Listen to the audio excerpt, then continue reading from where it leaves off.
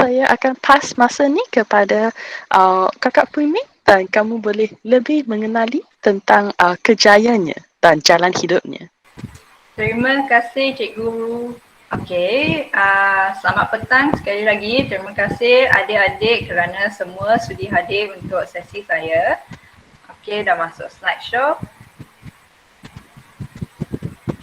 Okey, yang ni sebenarnya sebuah pokok ara di Taman Negeri Kenyir yang berada di negeri Terengganu. Yang tu tempat saya sekarang. Nampak tak saya dekat sini? Yang ni saya, yang ni kawan-kawan saya yang kita masuk untuk kiranya mencari jalan dalam hutan. Untuk lain kali mungkin pelancong boleh datang untuk lawat ke Taman Negeri Kenyir. Okey, sebelum tu kita ulang balik, okey? Kita rewind sampai ke zaman sekolah. Okey, untuk memulakan cerita. Saya tak nak rewind banyak sangat, tak nak sampai tadika. So mungkin mula daripada sekolah, daripada universiti lah. Sekolah rendah saya masuk ke sekolah Cina sama dengan Cik Yong Ru dengan kakak Yong Ru. Sebenarnya kita duduk bersebelahan waktu kita berumur 11. Lepas tu sekolah menengah saya masuk SMK, masuk Form 6, lepas tu masuk Universiti Putra Malaysia. Saya pilih untuk ambil jurusan Sains Alam Sekitar sebab dari kecil lagi saya memang suka alam sekitar lah. Mungkin dipengaruhi mak saya kot sebab mak saya dari lama dulu dia selalu kita semula. Lepas tu kalau kita macam buang sampah rata-rata pasti akan kena marah. So dari kecil lagi dia dah memupuk nilai-nilai ni lah rasanya. Waktu saya dekat UPM ni kiranya zaman yang manis. Sebab kalau sekolah rendah, sekolah menengah, biasanya kita bergaul dengan orang yang hampir sama latar belakang dengan kita ataupun duduk di kawasan yang sama kan, kawasan bandar ataupun kawasan kampung.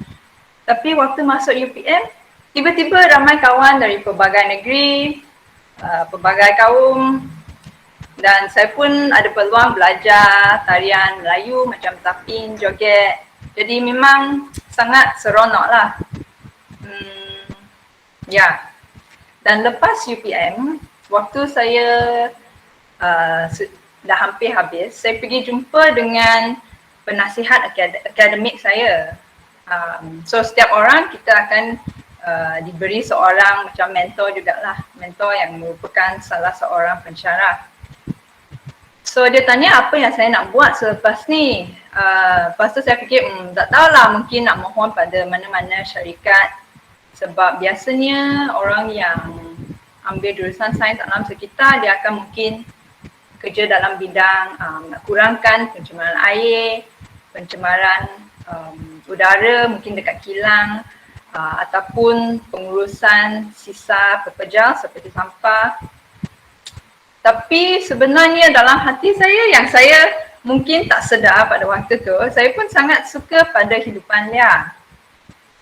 Tapi yang setahu saya, orang yang ada kerja dalam bidang kehidupan liar tu NGO, maksudnya badan bukan kerajaan. Maksudnya gaji rendah sikit lah kan. Sebab dia badan bukan kerajaan, dia badan bukan berasaskan keuntungan. Tapi penasihat akademik saya tu, dia cakap, gaji bukan segalanya. Tak tahulah, mungkin sebab ayat dia tu, lepas saya grad, saya mohon untuk masuk sebuah NGO. Dan saya tertarik dengan gambar-gambar semua macam ni. Tak dapat nampak chat waktu presentation. Tapi kalau nak, adik-adik boleh cuba teka haiwan apa yang nampak kat sini. Cik Guru boleh tolong bacakan untuk saya tak? Boleh. So, apakah haiwan-haiwan yang kamu boleh nampak? So, ada yang kata harimau, tapir, Okay, kucing hutan. Kucing hutan, okay. Lagi? Paus, harimau belang, Paus, tak ada ikan paus hidup dalam laut. beruang matahari, Beruang matahari, pandai. cheetah, beruang merah, Cheetah ada dekat benua Afrika sahaja.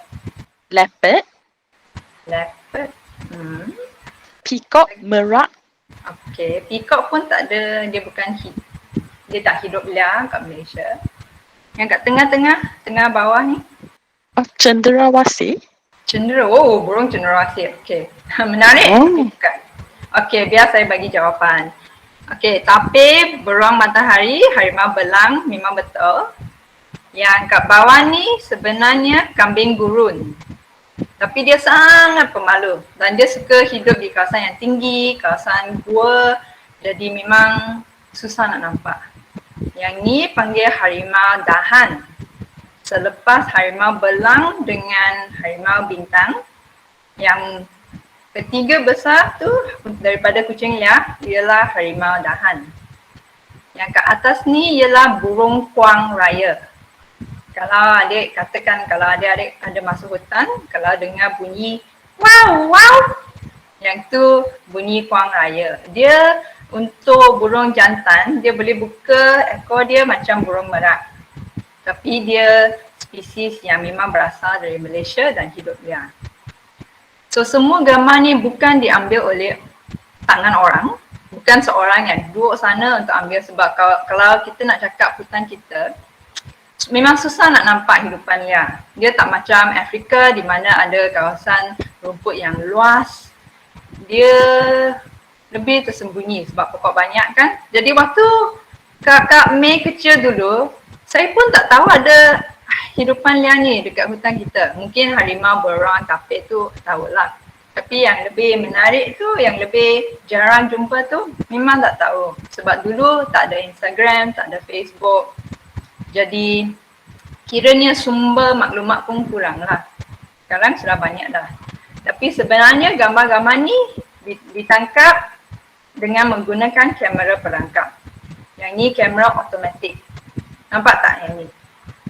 Dia kiranya ada satu beam infrared, satu garis lurus yang kita tak nampak.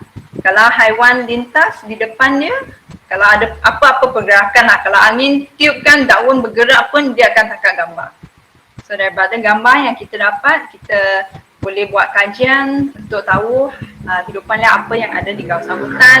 Dengan untuk harimau, kita boleh tahu berapa ekor harimau yang ada. Sebab daripada belang dia, kita boleh bezakan seekor daripada seekor yang lain. Jadi lepas saya habiskan belajar di Universiti Putra Malaysia, saya mohon untuk masuk MICAT.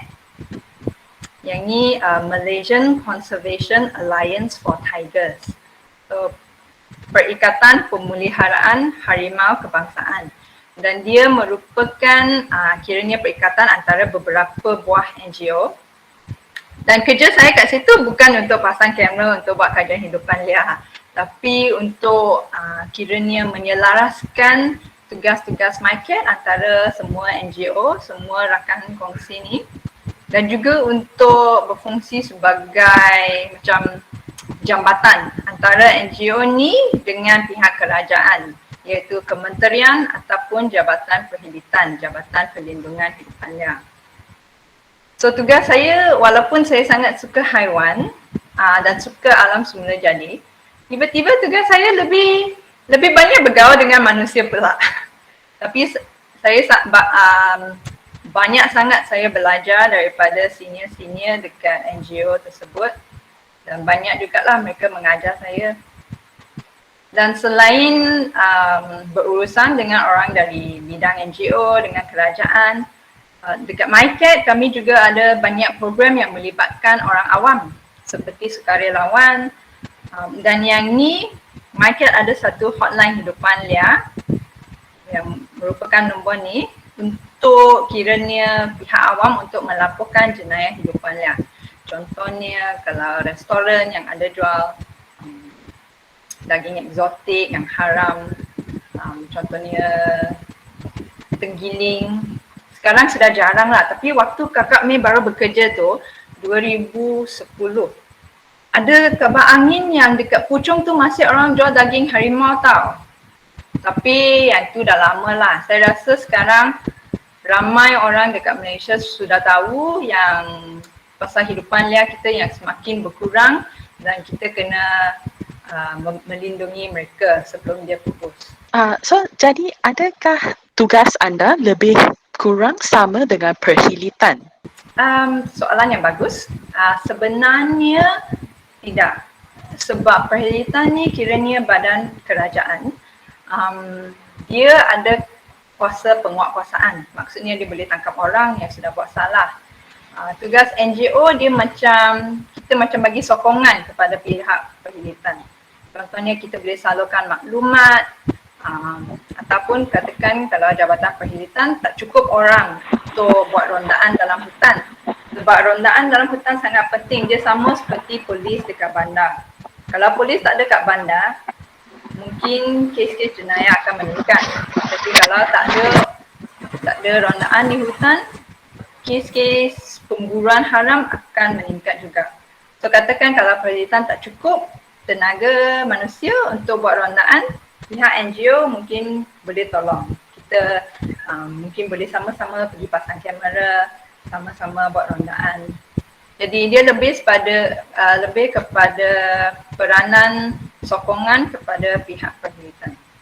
Tapi kalau dekat market ni kita banyak nak cari peluang untuk melibatkan orang awam yang tak bekerja dalam bidang ni. So hari ni kita cakap pasal kejaya kan, ini orang yang dapat gaji daripada pekerjaan ni. Tapi ada ramai juga yang buat pekerjaan lain tapi dia sangat minat pada alam semula jadi ataupun haiwan liar. Dia pun boleh turut serta program-program ni. Contohnya kalau tengok gambar ni, ini program di sekolah rendah.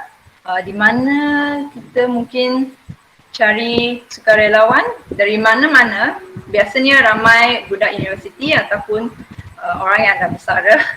Tapi semua sukarelawan ni kita akan pergi selama mungkin 5 hari atau seminggu, akan duduk di suatu tempat. Mereka akan dilatih untuk menjalankan program di sekolah untuk berkongsi dengan adik-adik mengenai kepentingan hidupan liar pada kita dan mengapa kita nak menjaga dia dan bagaimana kita boleh sama-sama menjaga yang ini kiranya khazanah alam kita semualah kat Malaysia. Sebab sebenarnya tak banyak tempat yang masih ada hidupan liar yang banyak, lepas tu kawasan hutan yang meluas, dan yang ni kiranya salah satu ciri yang menarik untuk Malaysia. Sebelum kami continue, terdapat soalan. Okay. Jika seorang itu membela kucing hutan, adakah itu satu kesalahan? Kucing hutan maksudnya kucing batu yang kecil tu, yang ada bintik-bintik.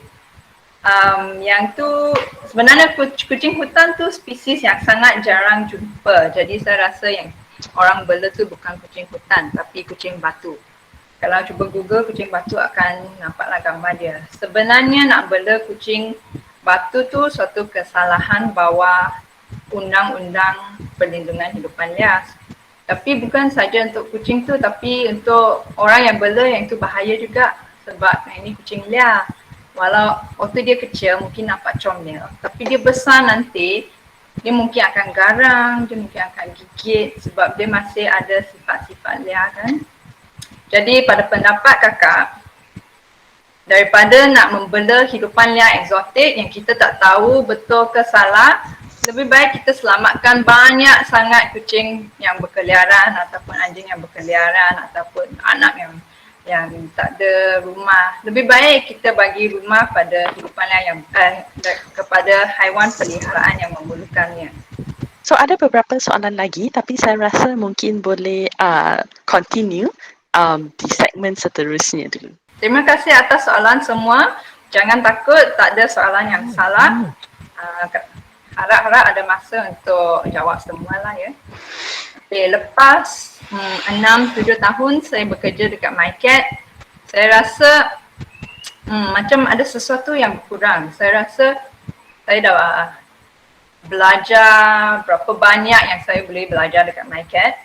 Sebab tu saya pun rasa pembelajaran kita tak berhenti dekat sekolah, dekat universiti.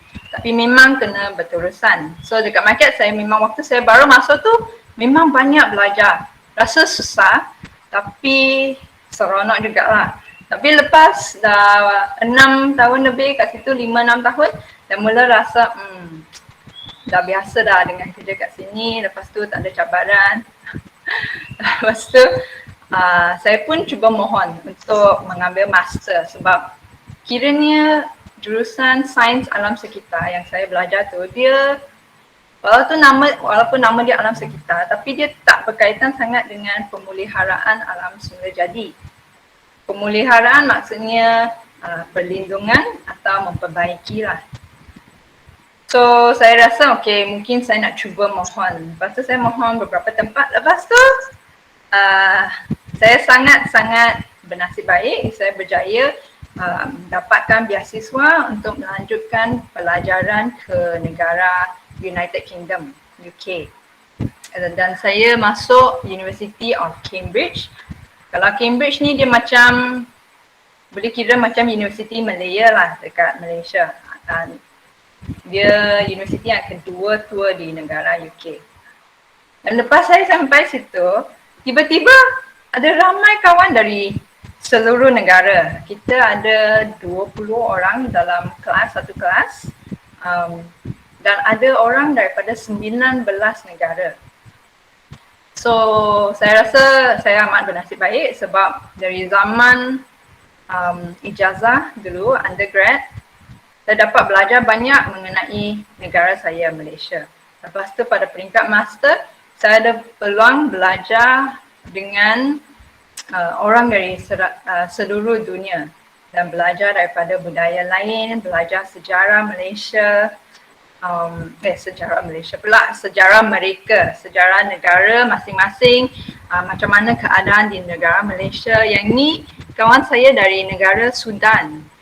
Dan yang kita selalu tengok pasal negara Afrika di surat khabar, pasal dia selalu tayangkan orang yang miskin, orang yang hidup belakang, tapi sebenarnya bukan. Yang itu hanya satu sebelah cerita saja.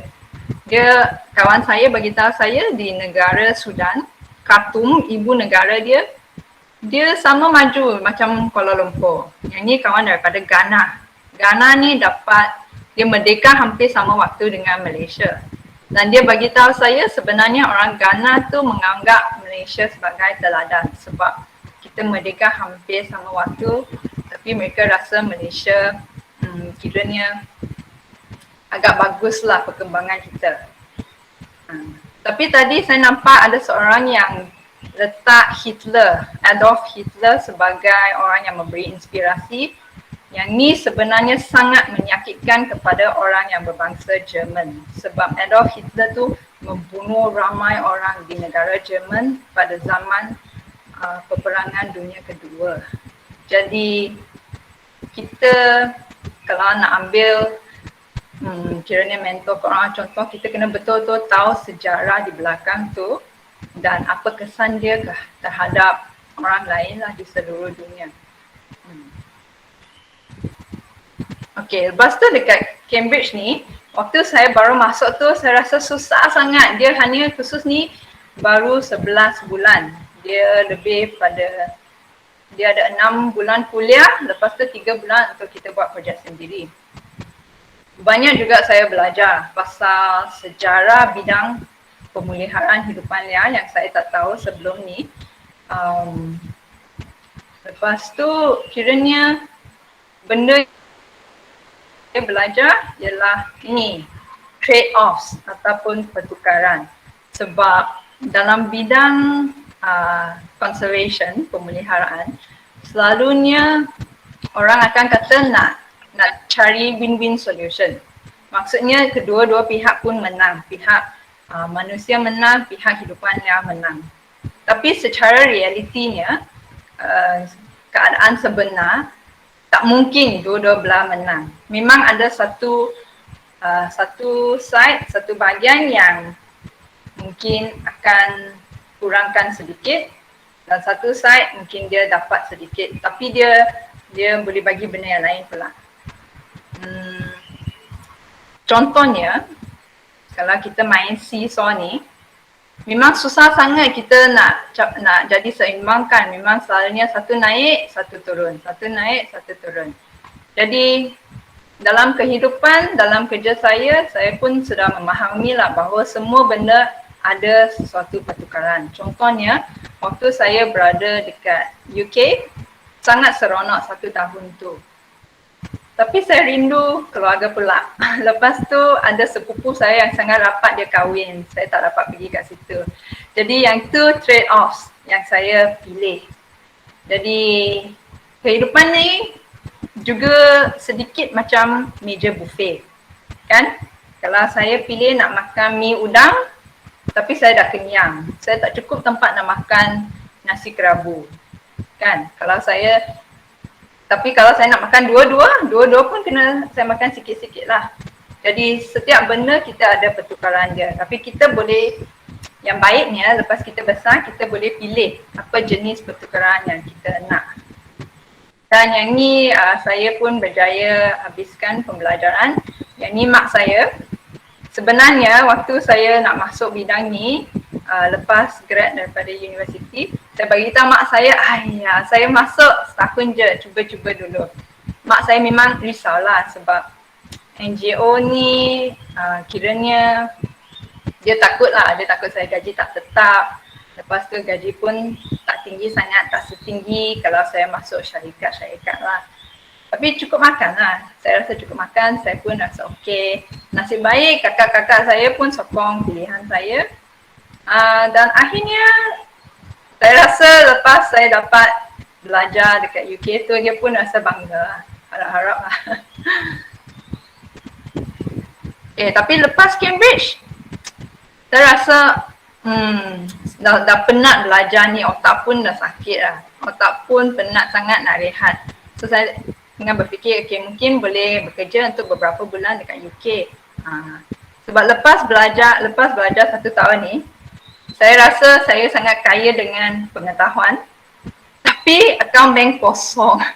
Sudah habis, kena pinjam duit daripada kakak. So saya pilih untuk kerja kat situ sebenarnya. Dan saya kerja dekat MACD. Tak tahu kenapa dah kecil lagi saya pun ada rasa lah nak cuba kerja dekat MACD. Saya tahu makanan dia tak sihat sangat. Sampai sekarang pun saya jarang makan sebenarnya. Kadang-kadang je lah. Tapi seronok lah saya kerja kat situ untuk 3 bulan. Dan yang ni rakan sekerja saya daripada Nepal, daripada India, ada yang daripada Filipina, daripada Thailand, daripada UK sendiri pun ada, daripada negara Eropah seperti Poland, Portugal pun ada.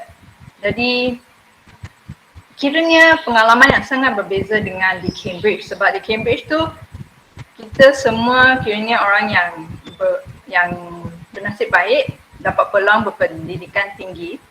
Tapi kat sini pula biasanya orang kata pekerja migran. Saya pun lah pekerja migran dekat situ. Tapi mereka sangat-sangat rajin.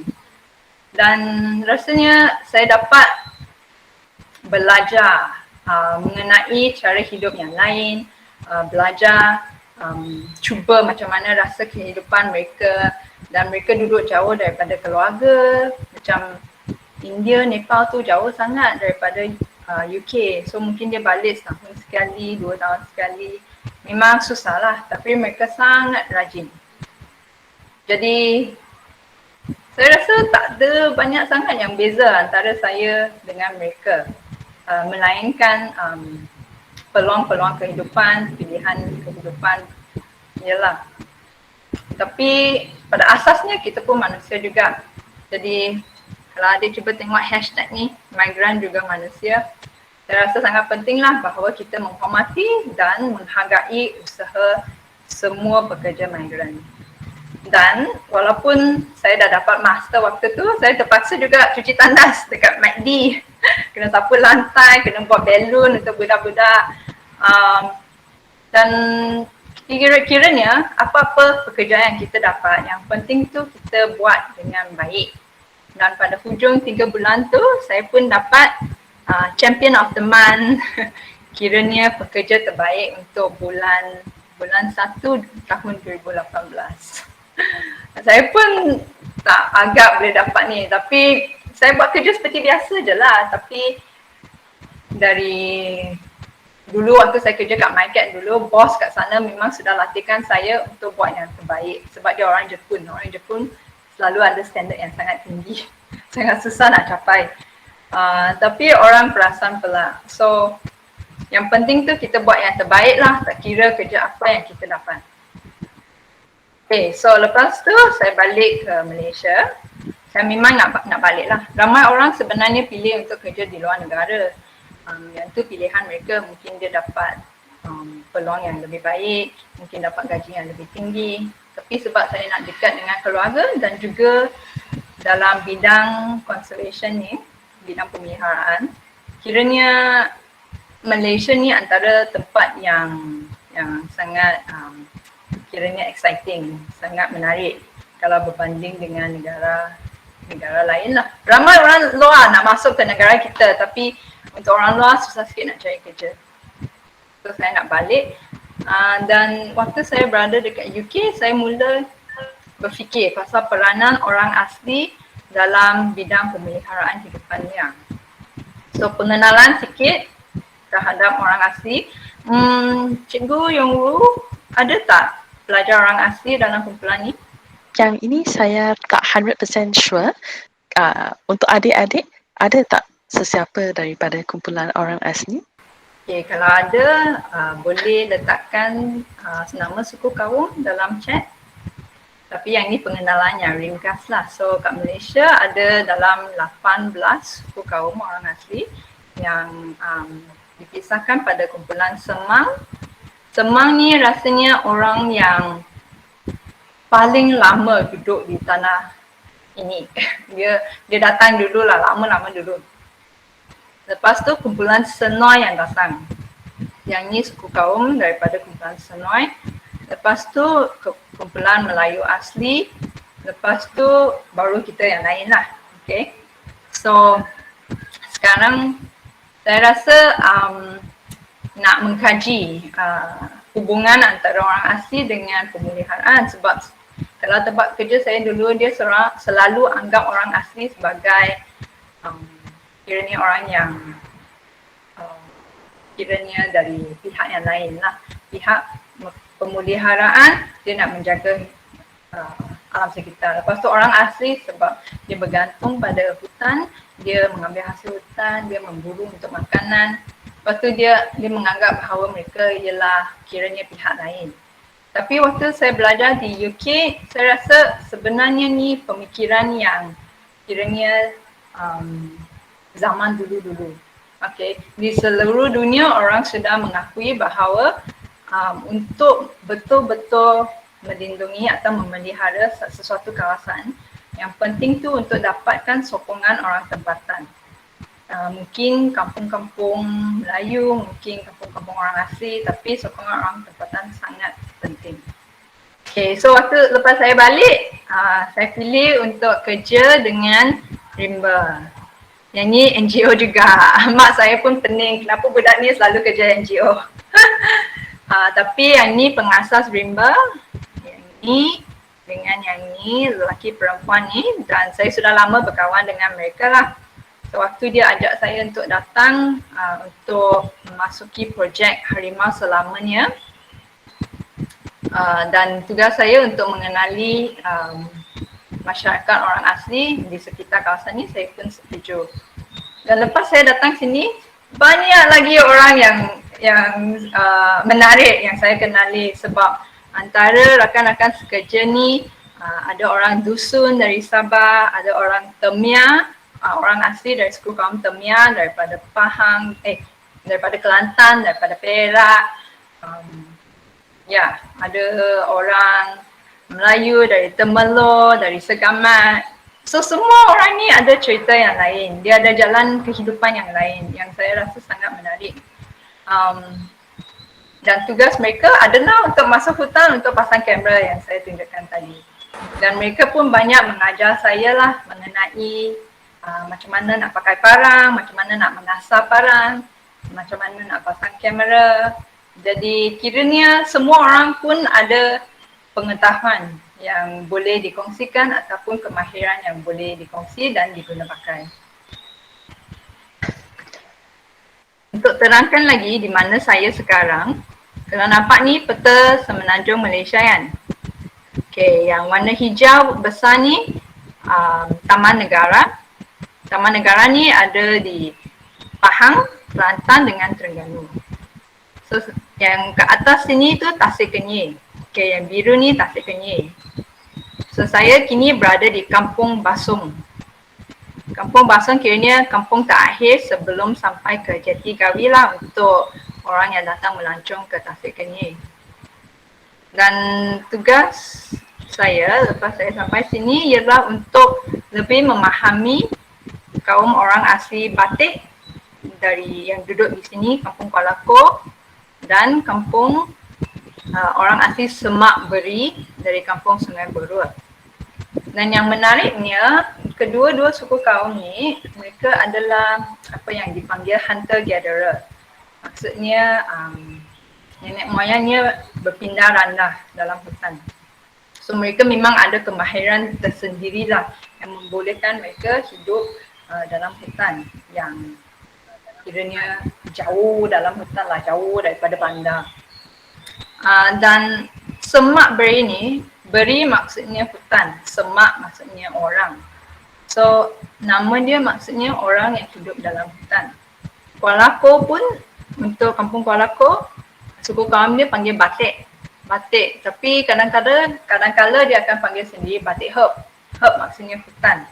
So dia pun orang yang hidup dalam hutan. Jadi kedua-dua suku kaum ni ada hubung kait yang sangat rapat dengan kawasan hutan. So yang ini antara tugas-tugas saya untuk masuk ke kampung, berkenalan. Kiranya ada seorang kawan yang memperkenalkan saya pada orang kampung, ini Kampung Kuala Ko. Dan kawan tu sudah lebih 10 tahun mengenali orang kampung. Jadi mereka pun taklah rasa takut terhadap saya kan. Sebab kalau tiba-tiba je saya muncul nak pergi cakap orang, nanti orang akan takut, apa orang ni buat kat sini. Okay, so sebab kawan yang memperkenalkan, so mereka kiranya lebih okey lah. Tapi ambil masa juga sebab mereka ni boleh kira agak malu dengan orang luar. Tapi bukan kesalahan mereka jugalah. Biasanya orang luar yang masuk kampung pun berperangai pelik juga. Mungkin kamu boleh terangkan sikit, kenapakah penting untuk kamu mengenali orang daripada kampung tersebut? Okey, nanti saya akan ceritakan. Boleh. Okey, kalau saya lupa ingatkan saya ya. Okey, so yang ni keadaan kampung kiranya dalam sekitar tahun 2010. Rumahnya masih dibuat daripada kiranya barangan daripada hutan, sama ada daun ataupun rotan, yang ni buluh, yang ni papan. Dan kalau orang nampak gambar macam ni, kita mungkin rasa mereka kehidupannya kiranya belakang. Tapi betul ke kehidupannya belakang? Kalau orang ni cukup makan, tengok kawasan hutan yang sihat, dia ada air, budak-budak pun sihat, berkhasiat. Betul ke dia hidup belakang? Tapi sekarang ni, waktu saya masuk perkenalan dengan mereka tahun 2018, dah ada rumah batu yang dibina kerajaan. Tapi bukan saja ada rumah batu, tapi tengok berapa banyak hutan yang tinggal kat situ. Kawasan di sini semua dah jadi ladang kelapa sawit. Tapi kiranya kampung ni kiranya okey lah sebab mereka hidup di pinggir kawasan Taman Negara. Kalau kita tengok peta ni, dekat sini kawasan Taman Negara Kelantan di sini. Jadi mereka memang boleh masuk lagi kawasan hutan yang ni untuk kehidupan. Tapi katakan kampung, orang kata nak memajukan kampung, tapi hutan sudah tak ada, air sudah tercemar, tak ada semua air yang bersih langsung. Waktu saya pergi duduk dengan kawan dalam kampung ni, saya kena mandi dalam parit yang mengalir melalui ladang kelapa sawit. Jadi mungkin racun perosak akan masuk, mungkin kiranya baja akan masuk ke air. Tapi yang tu air yang mereka pakai untuk mandi, untuk basuh baju, kadang-kadang untuk masak. Tapi yang ni ke kemajuan? Lepas tu di kawasan sekitar kampung dia, ada satu hari dia bawa saya untuk pergi cari sumber air dia, sebab mereka sudah buat satu mini dam, buat tanda air untuk salurkan air lah kepada kawasan kampung. Lepas tu tengok kawasan pembalakan kat situ memang tak terkawal, ada kiranya hampir habislah, mungkin kawasan ni akan diganti dengan ladang kelapa sawit. Dan yang ni adalah lombong biji manggan. Biji manggan ni orang pakai untuk buat tin minuman, untuk kiranya bidang pembangunan. Jadi dia penting untuk kehidupan moden. Tapi yang ni telah rosakkan kawasan kehidupan kawan-kawan saya. Dan mereka, nasib baik mereka masih ada kawasan taman negara yang sekarang ni dilindungi lah daripada pembukaan lain. Jadi lepas saya tengok ni, saya rasa sangat runsing. Kenapa Malaysia yang kaya, yang ada Twin Tower, yang ada KL Tower, kenapa kita tak boleh mengekalkan kawasan hijau untuk komuniti yang kiranya paling miskin dari segi kewangan? Kenapa kita tak boleh menjamin tempat kehidupan mereka? Kenapa nak buka semua ni? Dan dari pihak orang yang kerja dalam bidang saya, bidang pemeliharaan, kenapa mereka nak halau orang daripada kawasan penghidupan mereka, daripada kawasan hutan? Kenapa kita tak boleh bekerjasama dan memahami pengetahuan zaman dulu-dulu mereka, pengetahuan, kemahiran untuk hidup dalam hutan. Dan lepas tu saya mula belajar, saya mengasaskan satu projek, namanya Projek Takop, untuk lebih mengkaji hubungan antara budaya dengan alam semula jadi, kebun kait dia, dan macam mana kita boleh bekerjasama demi perlindungan alam sekitar. So yang ni sebenarnya Ubi Takop. Saya namakan projek ni sempena Ubi Takop. Sebab takop ni kiranya ubi hutan yang agak banyak dijumpa, dan dia melambangkan kehidupan yang alternatif, kehidupan lain, kehidupan yang bergantung pada makanan liar dan bukan sahaja makanan di kedai runcit. Sebab untuk ramai orang asli, hutan tu macam supermarket, macam kedai runcit untuk mereka. Kalau dia nak ubat, dia akan masuk hutan ambil. Kalau dia nak makanan, dia akan masuk hutan ambil. Dan saya berpeluang juga masuk dengan beberapa orang kawan, orang batik. Dan yang ni Nenek Som, nama dia Nenek Som. Dia mengajar saya macam mana nak buat hayak. Yang ni nama dia hayak. Yang ni kiranya rumah tradisional lah orang batik dulu. Kalau nampak tadi tu ada rumah yang dibuat daripada buluh, yang ada dinding tu yang tinggi kan. Okay, yang tu kiranya kalau mereka nak menetap lebih lama di suatu tempat, dia akan buat rumah macam tu. Tapi kalau dia pindah randang dalam hutan, dia akan buat rumah macam ni je. Lepas tu dia akan letak tikar dan tidur sini. Dia akan buat api kat sini supaya waktu malam tak sejuk sangat. Dan asap ni dia akan keringkan daun ni lagi supaya dia tak ada serangga dan dia boleh tahan lama. So melalui projek Takop ni, saya nak tunjukkan. Yang ni untuk orang yang tak tahu buat hayak ataupun nak cepat, kita tidur pakai hammock kalau masuk hutan. Kita tidur buai, dan yang ni panggil fly sheet untuk halang hujan lah. Dan biasanya kalau kita masuk, kita bawa beg besar untuk makanan, untuk peralatan. Untuk trip ni kita masuk untuk mencari rentis untuk orang hiking supaya pelawat boleh datang ke Taman Negeri Kenyir. Tapi biasanya kawan-kawan saya, rakan sekerja saya yang masuk untuk pasang kamera, dia pun akan buat tempat tinggal macam ni lah, sebab dia senang ikat, senang simpan, cepat. So daripada, nak balik kepada soalan Cikgu Yongru. Kenapa penting untuk saya mengenali orang asli kat situ? Sebab kiranya projek Harimau Selamat ni, waktu kawan-kawan saya masuk untuk pasang kamera, mereka selalu jumpa orang asli. Um, so jadi kami nak tahu bagaimana kita boleh bekerjasama lah. Sebab kita tak nak jadi keadaan macam dulu di mana kalau jumpa orang asing, orang kena laporkan pada perkhidmatan, lepas tu minta perkhidmatan untuk datang halau orang. Yang tu rasanya tidak adil. Sebab nenek moyang mereka memang dah lama duduk situ. Dan untuk, yang ni, lukisan ni sebenarnya dilukis oleh seorang pelukis Semai. Dia dari suku kaum Semai. Dan dia buat peta kawasan kampung dia. So untuk peta untuk orang kampung, mereka ada nama untuk setiap sungai, dia ada nama sendiri untuk gunung-gunung tertentu, untuk haiwan tertentu, untuk ikan, untuk pokok tertentu. So kehidupan dia sangat berkait rapat dengan sesuatu kawasan. Jadi saya pun belajar bahawa tidak adil untuk kita memisahkan orang asli daripada kawasan adat dia.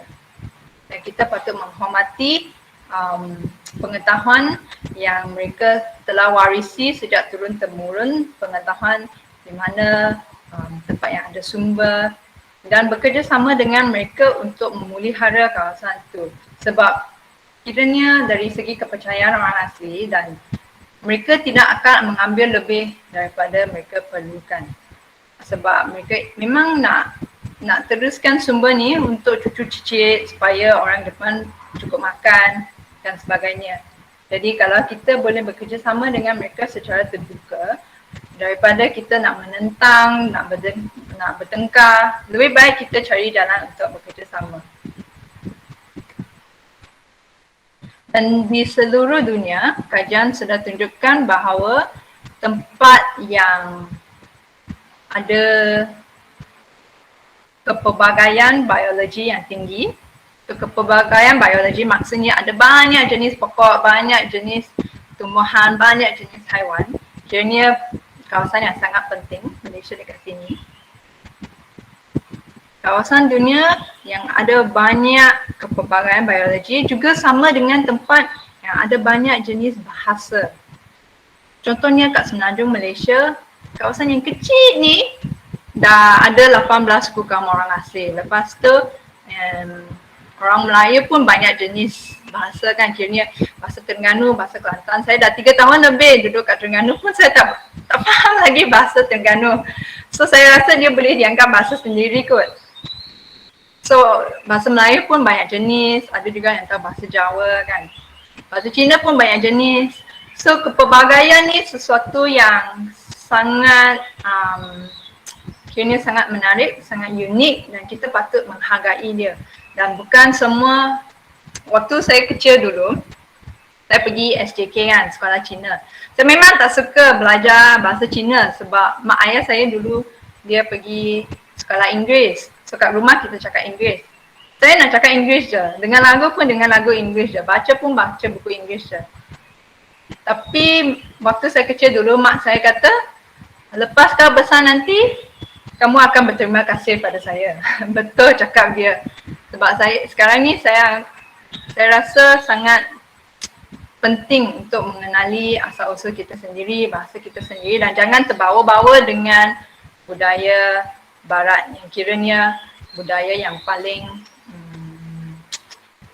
paling menonjol lah dalam kehidupan kita. Semua budaya pun penting. Sekarang ni saya pun tengah belajar nak cakap bahasa batik. Oh memang susah. Dah lama tak belajar kan, otak pun slow sikit.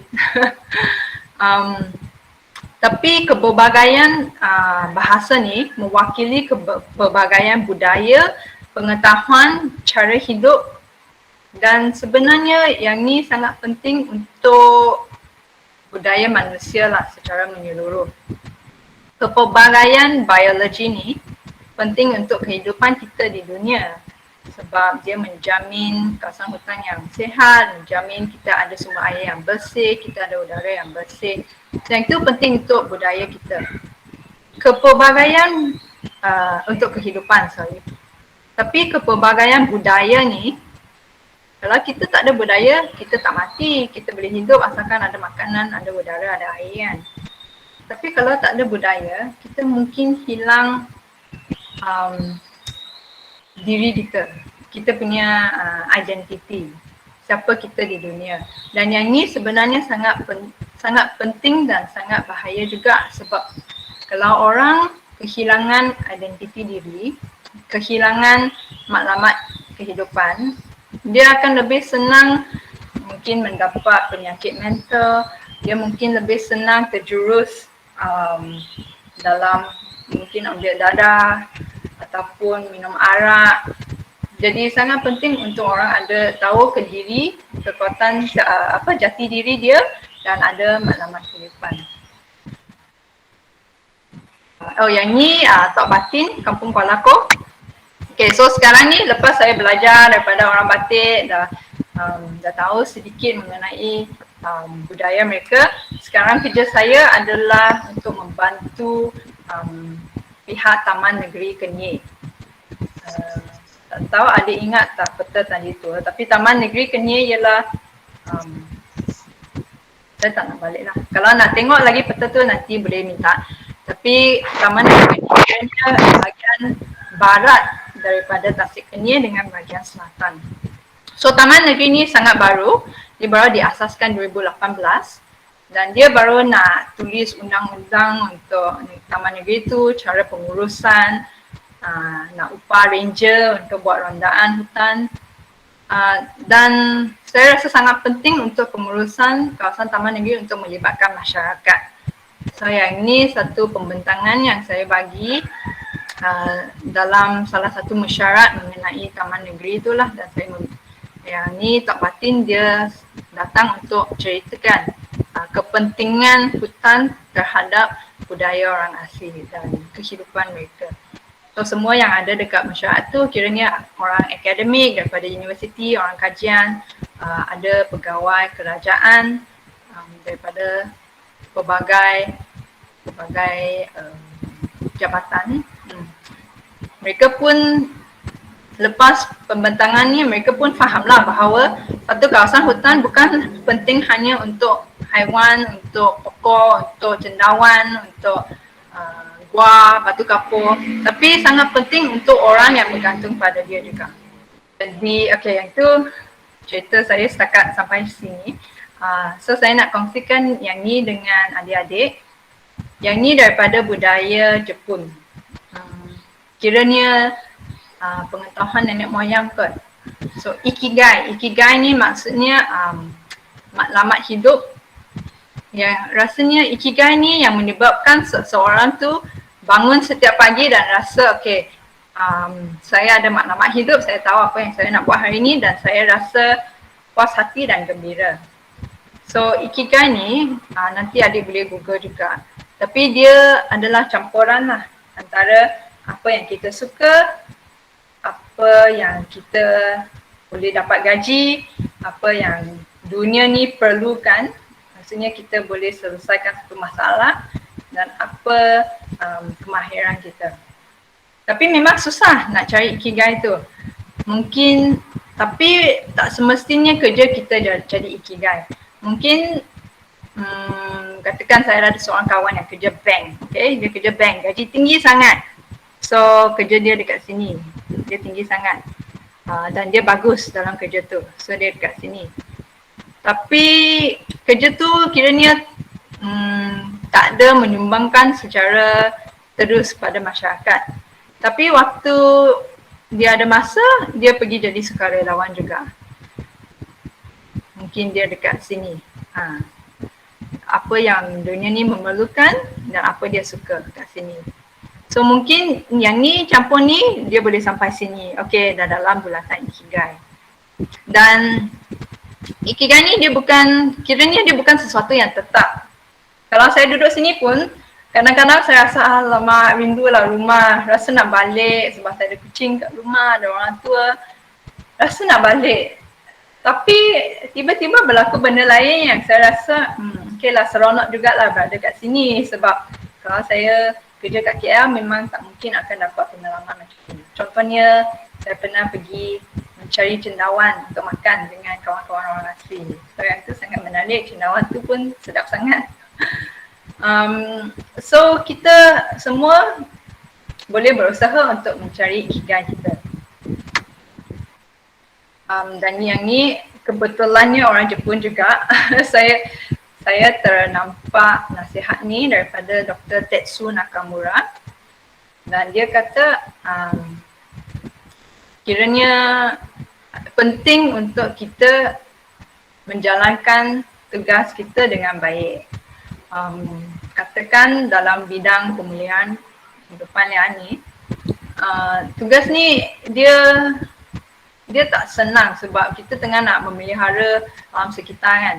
Tapi setiap hari nampak ada berita, kawasan hutan ni kena balak, lepas tu tempat tu kena cemar, lepas tu tempat ni nak buka lombong. Memang sedih lah. Dan yang ni sistem ekonomi kita yang sebenarnya yang bermasalah. Tapi kita kena berusaha untuk mengubah apa yang kita perlu. So, kalau kiranya dalam bidang ni pun jangan berfikiran besar sangat nak selamatkan satu dunia. Tapi saya sini di satu sudut kecil kat Malaysia, tapi saya nak buat tugas saya dengan baik. Saya nak pastikan bahawa perlindungan Taman Negeri Kenyir itu tidak menjejaskan hak orang asli untuk meneruskan kehidupan mereka dan budaya mereka. Dan yang ni penting juga, do what you can one thing at a time. Satu demi satu. Sebab kalau kita nak fikir masalah yang besar-besar, nanti kita pening and then pening lepas tu putus asa. Ya, ada soalan ke?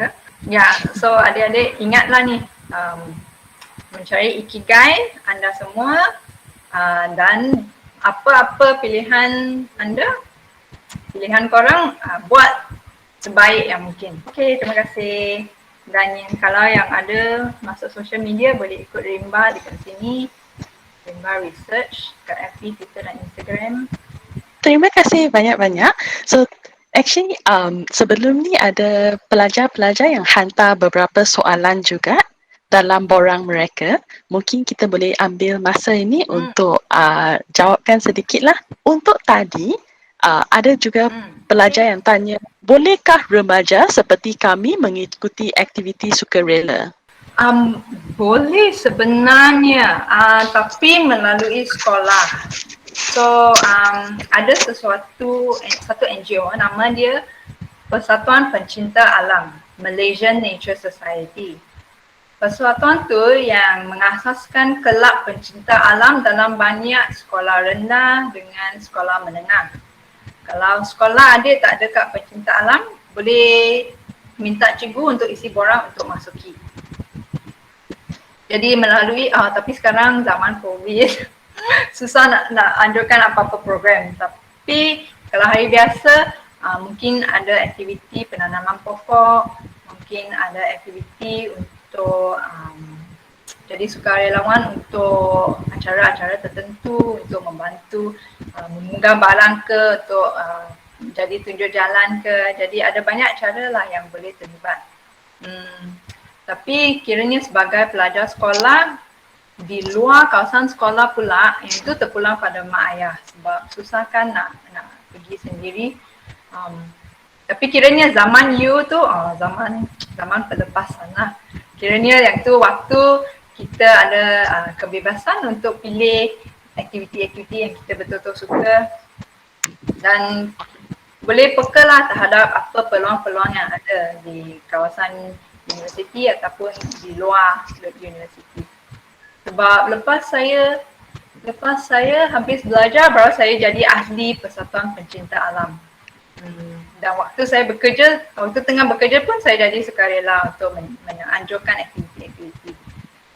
Jadi memang banyak peluang lah untuk turut serta. Dan jika terdapat adik-adik yang berminat dalam jurusan anda, apakah nasihat anda jika ada pelajar-pelajar yang berminat dalam jurusan anda? Okay, jadi yang kiranya paling berhubung kait dengan bidang pemeliharaan sekitar tu kursus konservasi biologi di University Sains Malaysia. Universiti Malaysia Terengganu, Universiti Malaya, Universiti Kebangsaan Malaysia, semua ada jurusan ni. Yang ni ataupun Bachelor Science ambil biologi, ataupun perhutanan yang ada di Universiti Putra Malaysia. Yang ni yang paling kiranya berhubung rapat lah. Tapi kalau kerja saya sekarang, saya pun tak ada masuk khusus tu. Kiranya apa yang saya ambil dulu taklah berkait sangat dengan sekarang. Kalau sekarang ni saya rasa kalau saya ambil antropologi dulu, kajian mengenai antropologi, mengenai manusia, saya rasa akan membantu kerja saya dengan orang asing, ataupun jurusan international development, pembangunan antarabangsa. Pembangunan maksudnya macam mana nak mengurangkan kemiskinan. Ya, yang itu pun akan menolong tugas saya sekarang. Tapi sebenarnya dalam bidangnya ada banyak peluang untuk terlibat. Katakan kawan-kawan dulu yang saya kenal lah, yang kerja dalam bidang media. Sebab dalam setiap NGO pun dia kena ada seorang yang boleh menterjemahkan apa yang ahli sains tu cakap kepada sesuatu yang senang difaham oleh orang awam. Jadi untuk mereka ni kadang-kadang dia ada background dalam bidang wartawan ataupun penulisan, dan semua NGO pun perlukan accountant, perlukan orang yang buat admin. Jadi ada banyak cara untuk terlibat dalam jurusan ini. Dan mungkin boleh terangkan sedikit, so apakah ciri-ciri yang perlu ada untuk bekerja dalam peranan anda? Yang peranan saya tu kiranya tak perlukan kemahiran teknikal sangat, sebab saya bukan ahli saintis yang selalu duduk depan komputer, tapi lebih pada kemahiran insaniah, soft skills, kemahiran mendengar apabila orang lain cerita pasal apa-apa kesusahan ke, ataupun cerita pasal hidup dia ke, kemahiran mendengar. Lepas tu kena, sebab saya duduk sini jauh daripada bos, so kena ada inisiatif, kena pandai uruskan masa sendiri, yang itu sangat penting. Kena rajin juga untuk pastikan tugas semua siap, sebab tak ada bos kan. Tak ada orang yang pastikan kita kerja ikut waktu. Jadi kena jujur jugalah. So ada soalan dalam chat, kalau umur 17 tahun ke bawah, boleh tak join bidang ni? Untuk bekerja, Mm-mm. okay, 16 tu umur. Okay, 17 yang apa? Umur yang paling muda untuk bekerja tu 16 kan. Saya ingat dulu saya mula kerja part time 16. Okay, umur 17 saya rasa sebenarnya tak ada halangan, tapi mungkin muda sangat susah untuk dapatkan kerja. Sebab kalau kiranya, kalau orang, saya pun ada ramai rakan sekerja yang mungkin hanya ada UPSR ataupun hanya belajar setahun, 2 tahun, ataupun PMR. So kerja tu ada, tapi biasanya orang takkan ambil orang yang muda sangat sebab tugas dia agak susah kalau masuk hutan. Dan perlu ada tahap kematangan yang tertentu lah supaya boleh dipercayai untuk masuk hutan. So ada juga pelajar yang tanya, so adakah umur merupakan kekangan? Umur ni berkait rapat dengan pengalaman. Kalau nak bandingkan umur seorang yang 17 dengan orang yang 25, memang susah lah nak bandingkan. So boleh tak kongsikan apakah cabaran yang anda pernah mengalami dalam peranan anda? Cabaran, mungkin cabaran kewangan sebab kerja kita sini bergantung pada dana dari pihak penderma, dan cara kita dapatkan dana ialah dengan menulis proposal. So proposal ni surat permohonan lah. Untuk apa-apa projek kita kena tuliskan okey apa maklumat projek ni, apa aktiviti-aktiviti yang ada, dan kenapa kita nak mohon duit ni. So kiranya kita kena memupuk hubungan yang bagus dengan pendema jugalah, sama ada dari dalam negara, mungkin yayasan-yayasan, ataupun dari luar negara, mungkin badan NGO yang lain. Tapi yang ni kekangan dari segi duit, yang ni saya rasa lagi senang diatasi daripada kekangan yang satu lagi tu, iaitu saya kurang agaknya sebelum ni saya kurang memahami perspektif ataupun cara hidup dan cara pemikiran orang asli. Sebab tu saya pun banyak baca penulisan oleh ahli antropologi, orang yang mungkin mereka dah duduk setahun, 2 tahun dengan masyarakat atau salah satu kampung orang asli untuk memahami cara hidup dan cara pemikiran dan kepercayaan mereka.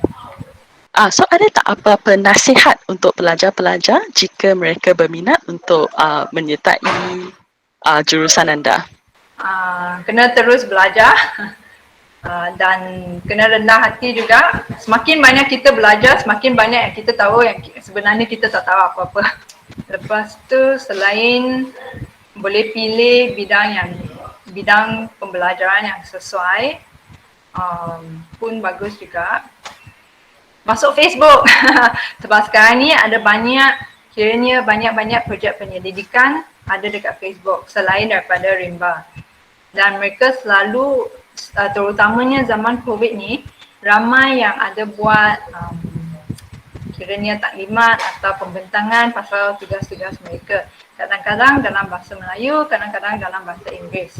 Jadi tak semestinya kena fasih dalam bahasa Inggeris, tapi yang tu sebenarnya sangat penting juga kalau adik-adik nak belajar lebih lagi. Sebab hakikatnya ialah banyak pengetahuan yang ada ditulis dalam bahasa Inggeris. Jadi apa yang kita boleh lakukan tu untuk belajar, salah satu tu belajar bahasa Inggeris. Dan jangan mengecam kawan-kawan yang cakap bahasa Inggeris, okey? Jangan memperketawakan orang yang speaking. Saya tahu ada setengah pelajar akan berbuat begitu. Tapi saya rasa tidak ada, kita kena cakap sahaja, jangan malu. Macam saya, setiap kali saya cakap bahasa Cina, saya akan diketawakan, okey? Kadang-kadang saya cakap Melayu pun tersilap pakai perkataan pun kena ketawa. So memang biasa. Yang penting tu jangan malu, kita kena cuba. Kalau bahasa ni, kalau kita tak pakai, kita tak boleh mahir. So kami ada beberapa minit lagi, so mungkin boleh kongsikan kalau kamu boleh turn back time, membalikkan masa, apakah nasihat yang anda akan berikan kepada diri sendiri? Saya akan cakap ikut naluri anda dan jangan peduli apa yang orang lain fikir. Dan mungkin saya akan bagi tahu diri saya sendiri mengenai trade-offs, mengenai pertukaran tu, supaya saya lebih kiranya lebih aware lah, lebih sedar apabila saya membuat keputusan-keputusan yang tertentu. Terdapatnya soalan daripada pelajar, bila kamu masuk ke dalam hutan tu, ada tak apa-apa security yang atau sesiapa yang akan bawa kamu masuk? Kiranya, yang penting tu kena ada orang yang tahu jalan ataupun orang yang ada pengalaman. So waktu kita masuk, kami akan pakai satu peralatan yang kita panggil GPS. So hampir sama dengan Google Maps yang kita pakai, tapi alat dia satu alat GPS. Dan yang kat dalam tu dia akan tunjukkan satu yang dipanggil track log.